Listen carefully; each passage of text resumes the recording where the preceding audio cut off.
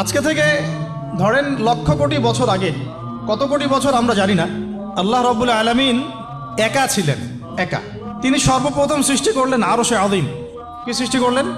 আরশ আল্লাহ রাব্বুল আলামিনের একটা এমন স্বতন্ত্র সম্মানিত একটা সৃষ্টি, যেটা সবচেয়ে বড় সৃষ্টি, এর চেয়ে বড় কোনো সৃষ্টি নাই। এমনকি কিয়ামতের মাঠে এই আরশের ছায়া আল্লাহ রাব্বুল আলামিন 7 শ্রেণীর মানুষকে ছায়া দিবেন। সুবহানাল্লাহ। ওই 7 শ্রেণী সম্পর্কে আমরা অন্য হাদিসে পড়ে নিব, অনেকে হয়তো জানেন। তো আরশ সৃষ্টি করার পরে আরশটা ছিল পানির উপরে। কোথায় ছিল? পানির উপরে। সূরা হুদের মধ্যে আছে। আমি শুধু রেফারেন্সগুলো আপনাদেরকে সূরাগুলো বলে দিব, বাসায় গিয়ে আপনারা পড়বেন। প্রত্যেকটা আয়াত কিন্তু এখানে ধরে ধরে বলার সময় নাই আর কি আমার কাছে। তো আরশটা ছিল পানির উপরে। এরপরে আল্লাহ রাব্বুল আলামিন আসমান এবং জমিন সৃষ্টি করেছেন 6 দিনে। পুরো মহাবিশ্ব আল্লাহ রাব্বুল আলামিন সৃষ্টি করেছেন কত দিনে? 6 দিনে। ফি সিত্তাতি আইয়াম, 6 দিনে। তো এখন সৃষ্টি করার পরে আল্লাহ রাব্বুল আলামিন কলম সৃষ্টি করেছেন। কি সৃষ্টি করেছেন? কলম। ইলমের সাথে যে কলমের সম্পর্ক, এটা একটু পরে আরো ক্লিয়ার হবে আপনাদের কাছে। আল্লাহ পাক কলম সৃষ্টি করে বলেছেন উক্তুব, কলম তুমি লিখো। কলম তো আমাদের সংজ্ঞা মতো জড় পদার্থ, তাই না? হ্যাঁ। তো আল্লাহ পাক বলছেন কলমকে তুমি লিখো। তো কলম কথা বলছে, মাযা আকতুব, আমি কি লিখব? আল্লাহ পাক বলছেন লিখো, কিয়ামত পর্যন্ত যা যা হবে সব লিখে ফেলো। এরপর আল্লাহ রাব্বুল আলামিন লাউহে মাহফুজের মধ্যে একদম from the very beginning till the last day of judgement প্রত্যেকটা কথা লাউহে মাহফুজে লেখা আছে। এমনকি আপনার কার সাথে বিয়ে হবে সেটাও,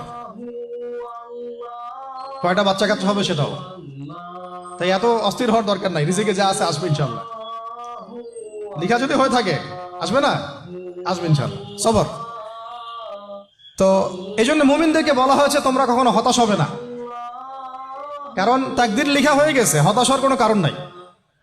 একটা প্রবণতা আমরা সমাজে দেখছি আত্মহত্যার। ইয়াং জেনারেশনকে আমরা নসিহত করব যে ভুলেও নিজের জীবনকে বিসর্জন দিতে যাবেন না। আল্লাহ রাব্বুল আলামিন আপনাদেরকে সৃষ্টি করেছেন তার ইবাদত করার জন্য এবং তার জমিনে তার দিনটাকে প্রতিষ্ঠা করার জন্য। হেলায় খেলায় আপনার জীবনটা নষ্ট করবেন না, ঠিক আছে ভাই? আল্লাহ পাক বোঝার তৌফিক দান করেন। তো কলম সৃষ্টি করার পরে কিয়ামত পর্যন্ত সব লেখা হয়ে গেছে। এখন আমাদের এই পৃথিবীতে তো মানুষ ছিল না, ছিল? এদিকে মনোযোগ দেন। এই পৃথিবীতে কি আগে মানুষ ছিল? এই পৃথিবীতে আগে কি ছিল তাহলে বলেন? হ্যাঁ, মাশাআল্লাহ। এই পৃথিবীতে আগে কি ছিল? এখন ওরা নাই? সবার সাথেই কিন্তু একটা করে আছে। কমপক্ষে কয়টা করে? সবার সাথে কমপক্ষে একটা করে। আর কোন কোন জায়গা আছে যেখানে জিনের বড় বড় আকড়া আছে। পৃথিবীতে যে জায়গাগুলো থেকে ইসলাম বিরোধী অপতৎপরতাগুলো চলে, ওখানে জিনের আকড়া বেশি। আর কথা বুঝতে পারছেন? তো জিন জাতিকে আল্লাহ পাক ধ্বংস করে দিয়েছেন তাদের পাপের কারণে, আল্লাহ দ্রোহিতার কারণে, অবাধ্যতার কারণে। এখন আল্লাহ রাব্বুল আলামিন ইরাদা করলেন পৃথিবীতে আমাদেরকে সৃষ্টি করবেন, মানে মানুষকে সৃষ্টি করবেন। আল্লাহ পাক তার সমস্ত ফেরেশতাদেরকে একত্রিত করলেন। ঘটনাটা কিন্তু খুব ইন্টারেস্টিং। আমি জানি এখানে ওলামায়ে কেরামও আছেন, তবে আমি সবার জন্য প্রযোজ্য হয় এমন কথা বলারই চেষ্টা করছি, কারণ অনেকে হয়তো এগুলো নাও জানতে পারে। তো আল্লাহ পাকের ভাষায় আমি যদি বলি, আল্লাহ রাব্বুল আলামিন বলছেন বা'দা আউযু বিল্লাহি মিনাশ শাইতানির রাজীম ওয়াইয ক্বালা রাব্বুকা লিল মালায়েকা ইন্নী জাঈলুন ফিল আরদি খলিফা। হে নবী মুহাম্মদ সাল্লাল্লাহু আলাইহি ওয়াসাল্লাম, তুমি স্মরণ করো সেই সময়ের কথা যখন আল্লাহ তোমার রব সমস্ত ফেরেশতাদেরকে ডেকে বলেছিলেন যে ইন্নী জাঈলুন ফিল আরদি খলিফা, আমি জমিনে মানে পৃথিবীতে আমার খলিফা পাঠাতে চাই। কি পাঠাতে চাই? আরো জোরে বলেন। আল্লাহ পাক বলেননি পৃথিবীতে মানুষ পাঠাতে চাই, পৃথিবীতে নতুন কোনো মাখলুক পাঠাতে চাই। আমাদেরকে আল্লাহ পাক সম্মানের শব্দে সম্মানিত করেছেন, বিশেষায়িত করেছেন। আমাদেরকে বলেছেন আমরা আল্লাহর খলিফা, আমরা আল্লাহর খলিফা। এখন আমরা আল্লাহর খলিফা, কিন্তু পৃথিবীতে মানুষ খিলাফা শব্দ সহ্য করতে পারে। হ্যাঁ, কি অদ্ভুত না? এটা কোরআনের কি শেষের দিকে আছে না প্রথম দিকে আছে? সূরা বাকারার একদম শুরুর দিকে 3টা 4টা 5টা পৃষ্ঠা উল্টালে দেখবেন এই একটা আছে। কোরআন তাহলে শুরু থেকে কখনো খুলেও দেখেনি সে ব্যক্তি। প্রমাণ হলো এটা, যে খুলেও দেখেন, অথবা দেখলেও সে এড়িয়ে গেছে। আল্লাহ পাক আমাদেরকে বললেন যে পৃথিবীতে আমি আমার খলিফা পাঠাতে চাই। তাহলে আদম আলাইহিস সালামকে আল্লাহ পাক মোহাব্বতের শব্দে, সম্মানের শব্দে বিশেষায়িত করলেন কি বলে? সুবহানাল্লাহ, সুবহানাল্লাহ। আর খলিফা কাকে বলে এটা আমি আপনাদেরকে বোঝাচ্ছি একটা দোয়া থেকে, একটা দোয়া থেকে। এই যে গাড়িতে করে আমরা বাসা থেকে আসলাম বা যখন কোনো সফরে যাই, আমরা একটা দোয়া পড়ি, সুবহানাল্লাযী সাখখারা লানা হাযা ওয়া মা কুন্না লাহু মুকরিনিন ওয়া ইন্না ইলা রাব্বিনা লামুনকালিবুন। এতটুকু তো পড়ি নাকি? বা এগুলো পড়তে হবে? বইমেলায় এসেছি শুধু লেকচার শোনার জন্য না, ছবি তোলার জন্য না। আজকে জীবনটা পরিবর্তন করার নিয়াত করে যাইতে হবে, ঠিক আছে ভাই? বই প্রকাশ করা, ছাপানো, বিক্রি করা, লেখা, এর চেয়ে বড় কথা আমার জীবনটা ইলমের আলোয় আলোকিত করা। আমি বই লিখলাম ধরেন একটা, আমার মধ্যে সেই আমল নাই, লাভ নাই। লাভ আছে?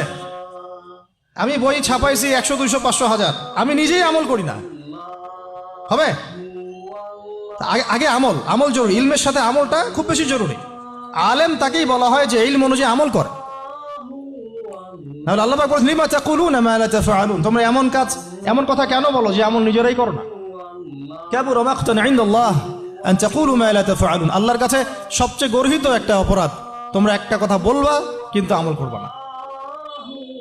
তো দোয়াটা মুখস্থ করবেন। এই দোয়ার নিচে একটা অংশ আছে, আল্লাহুম্মা আনতা সাহিবু বিস সাফারি। আমার কথাটা শুনেন, খলিফার অর্থটা বুঝেন। অনেকে তো অনেকভাবে ব্যাখ্যা করে আর কি। আল্লাহুম্মা আনতা সাহিবু ফিস সাফারি, আল্লাহ তুমি এই সফরে আমার সাথী। সফরে বের হওয়ার সময় দোয়া পড়ছি আমরা, আল্লাহুম্মা আনতা সাহিবু ফিস সাফারি, আল্লাহ তুমি এই সফরে আমার সাথী। ওয়াল খলিফাতু ফিল আহলি ওয়া মালি, আল্লাহ আমি তো বাসায় নাই, আমার বাসার আহাল মালের খলিফা হচ্ছে তুমি আল্লাহ। তাহলে খলিফা শব্দ দিয়ে কি বুঝলেন? আল্লাহ আমার বাসার আহাল মালের খলিফা মানে কি? আমার স্থলাভিষিক্ত তুমি আল্লাহ, আমি ওখানে নাই বাসায়, আমি সফরে বের হয়ে গেছি, আমার স্ত্রী, আমার সন্তান, আমার মাল, আমার জান, এগুলোর দায়িত্ব তোমার, তুমি খলিফা। কত চমৎকার দোয়া। তাহলে পৃথিবীতে আমি আমার খলিফা পাঠাতে চাচ্ছি, তার অর্থ কি? আল্লাহ রাব্বুল আলামিন এই পৃথিবীতে আমাদেরকে তার প্রতিনিধি বানিয়েছেন। সুবহানাল্লাহ, সুবহানাল্লাহ। তাহলে আমরা নিজেদের আত্মপরিচয় ভুলে গেলাম যে আমরা আল্লাহর প্রতিনিধি পৃথিবীতে, তাই না? আমরা এখন আব্রাহাম লিঙ্কনের পূজা করতেছি। আব্রাহাম লিঙ্কনের পূজা তো বুঝেন না আপনারা, এটা হচ্ছে ওই যে সোকল ডেমোক্রেসির পূজা। আদতে প্রকৃত গণতন্ত্র বলে কিছু নাই এই বিশ্বের মধ্যে, যা আছে এগুলো তথাকথিত আর স্লোগান, জাস্ট, আর কিছু না। এটা যারা চর্চা করে তারাও জানে, আমাদের কাছে তারাই বলে। আদতে এই আপনার কমিউনিজমের কথা বলেন, এই লেনিন স্টেলিনারিজমের কথা বলেন, আপনি মুসলিনির কথা বলেন, চাইনিজ দর্শনের কথা বলেন, রাশিয়ান দর্শনের কথা বলেন, আর এই যে আরেকটা কি চলতেছে সেকুলারিজমের কথা বলেন, ন্যাশনালিজমের কথা বলেন, এগুলো একটা তাত্ত্বিক মতবাদ শুধুমাত্র। প্রকৃত মতবাদগুলো আপনি পাবেন বিশুদ্ধ যেগুলো কোরআন এবং হাদিসেই, এর বাইরে না। তা আমরা কিন্তু আল্লাহর খলিফা পরিচয় দিতে এখন দ্বিধাবোধ করতেছি। এই জমিনে আল্লাহ পাক আমাদেরকে তার খলিফা বানিয়ে পাঠিয়েছে। এখন খলিফা হলাম কিভাবে, কিসের গুণে খলিফা হলাম? প্রশ্ন না এটা? আমাদের কি 10টা হাত, 10টা পা, বেশি শক্তি ফেরেশতাদের চাইতে, যে আমরা খলিফা হলাম কিসের ভিত্তিতে আর কিভাবে হলাম এটা শুনুন। আল্লাহ পাক বলছেন ওয়াল্লামা আদামাল আসমাআ কুল্লাহা, আল্লাহ বলছেন আমি আদমকে এই মহাবিশ্বের যত নাম আছে, নাউন্স, ইসম, সব শিক্ষা দিয়েছি। সুবহানাল্লাহ। এই মহাবিশ্বের যত নাউন্স, নাম, এখানে ইসম শব্দের অর্থ কিন্তু জ্ঞান। ইসম মানে কি? এখানে জ্ঞান। মহাবিশ্বের যে জ্ঞানগুলো আছে, এই জ্ঞানগুলো আল্লাহ পাক আমাদের আদি পিতাকে শিক্ষা দিয়েছেন। আমাদের আদি পিতাকে আল্লাহ নিজে শিক্ষা দিয়েছেন। সৃষ্টিগতভাবে আমরা জ্ঞানী ছিলাম না, আল্লাহ পাক আমাদেরকে জ্ঞান শিক্ষা দিয়েছেন।